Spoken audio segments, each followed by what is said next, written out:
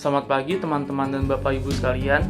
Saya Timotius Jaya Saputra dari Fakultas Hukum Untar angkatan 2019. Pada kesempatan kali ini akan membahas mengenai bagian kecil dari hukum acara pidana. Pertama yang akan saya bahas adalah mengenai definisi dari hukum acara pidana itu sendiri. Menurut Profesor Van Hetem, hukum acara pidana adalah memuat peraturan-peraturan yang mengatur bagaimana caranya hukum pidana yang bersifat abstrak dapat diberlakukan secara nyata. Selanjutnya, hukum acara pidana memiliki beberapa tujuan. Yang pertama adalah mencari kebenaran material sesuai dengan tata cara yang diatur dalam hukum acara pidana itu sendiri, tentunya secara baik dan jujur. Lalu yang kedua, menentukan subjek hukum dengan menggunakan alat bukti yang sah menurut Kitab Undang-Undang Hukum Acara Pidana. Lalu yang ketiga adalah melakukan pemeriksaan dan putusan pengadilan guna untuk menentukan apakah suatu dakwaan tindak pidana yang didakwakan pada seseorang itu benar-benar terjadi atau tidak. Mengenai alat bukti yang sah diatur dalam Kitab Undang-Undang Hukum Acara Pidana, tepatnya pada pasal 184 KUHP. Berdasarkan pasal tersebut, ada 5 alat bukti yang sah. Yang pertama ada keterangan saksi, kedua ada keterangan ahli, ketiga ada surat, keempat ada petunjuk, dan 5 itu ada keterangan dari terdakwa. Saksi dan keterangan saksi diatur pada pasal 1 butir 26 dan butir 27 Kitab Undang-Undang Hukum Acara Pidana yang dapat didefinisikan sebagai orang yang mampu memberi keterangan guna kepentingan penyidikan, penuntutan, dan peradilan terhadap suatu tindak pidana yang terjadi yang ia dengar, ia lihat, dan alami sendiri.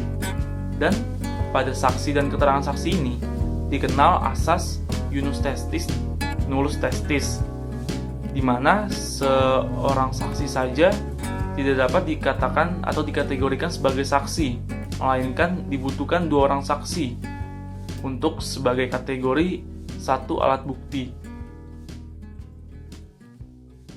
Alat bukti yang kedua yaitu keterangan ahli, yang diatur pada pasal 1 butir 28 Kitab Undang-Undang Hukum Acara Pidana, adalah keterangan yang diberikan oleh seorang ahli yang memiliki keahlian khusus tentang hal yang diperlukan untuk membuat terang suatu tindak pidana.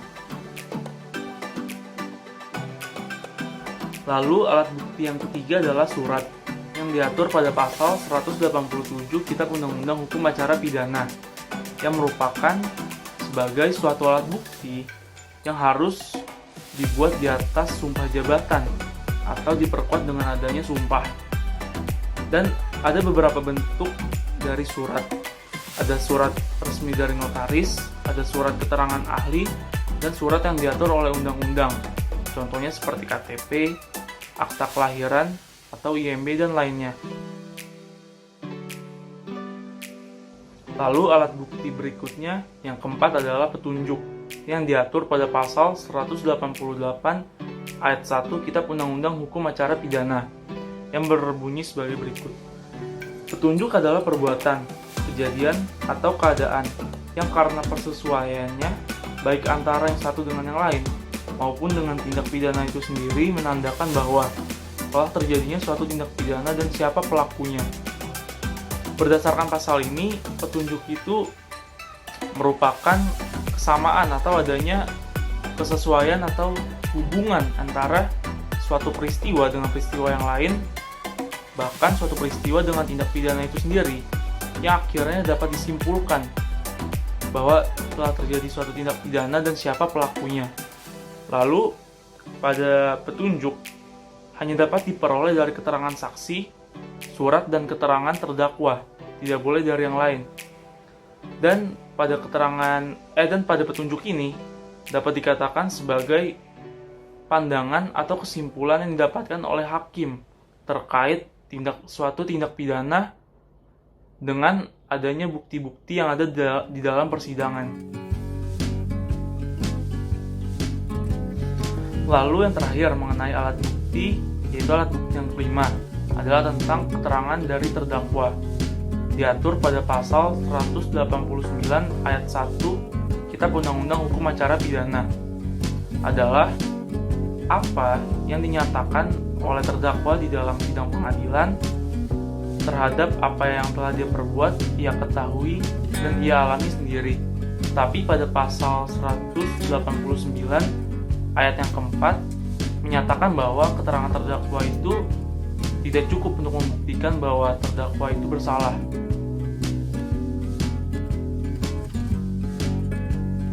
Lalu pertanyaannya adalah, apa saja hak yang dapat diperoleh oleh terdakwa maupun tersangka di dalam pengadilan? Jawabannya itu tertuang pada pasal 50-68 Kitab Undang-Undang Hukum Acara Pidana, dan beberapa contoh haknya adalah sebagai berikut.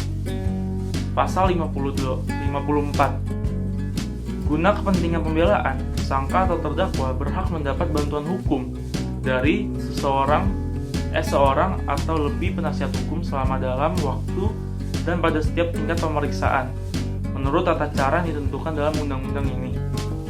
Pasal 57 ayat 1, tersangka atau terdakwa yang dikenakan penahanan berhak menghubungi penasihat hukumnya sesuai dengan ketentuan undang-undang ini. Dan masih banyak lagi hak-hak yang dapat diperoleh oleh terdakwa maupun tersangka pada pasal 50-68 Kitab Undang-Undang Hukum Acara Pidana. Selanjutnya, tahap yang mengawali proses hukum acara pidana adalah diketahuinya suatu tindak pidana atau delik. Dan suatu tindak pidana dapat diketahui bisa melalui 4 kemungkinan, yaitu kedapatan tertangkap tangan, karena adanya laporan, pengaduan, atau diketahuinya sendiri. Tertangkap tangan diatur pada pasal 1 angka 19 Kitab Undang-Undang Hukum Acara Pidana.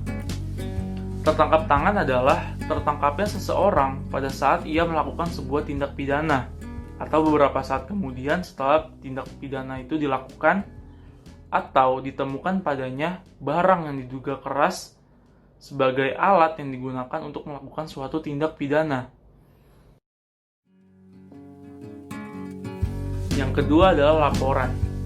Adalah pemberitahuan yang disampaikan oleh seseorang oleh karena hak dan kewajibannya diatur oleh undang-undang kepada pejabat yang berwenang terhadap suatu tindak pidana yang sudah atau yang diduga akan segera dilakukan, yang diatur pada pasal 1 angka 24 Kitab Undang-Undang Hukum Acara Pidana.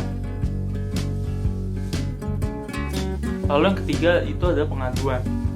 Pengaduan adalah pemberitahuan yang disertai oleh permintaan oleh pihak yang berkepentingan yang disampaikan kepada pejabat yang berwenang untuk menindaklanjuti menurut hukum seseorang yang telah melakukan sebuah tindak pidana tersebut, yang diatur pada pasal 1 angka 29 Kitab Undang-Undang Hukum Acara Pidana.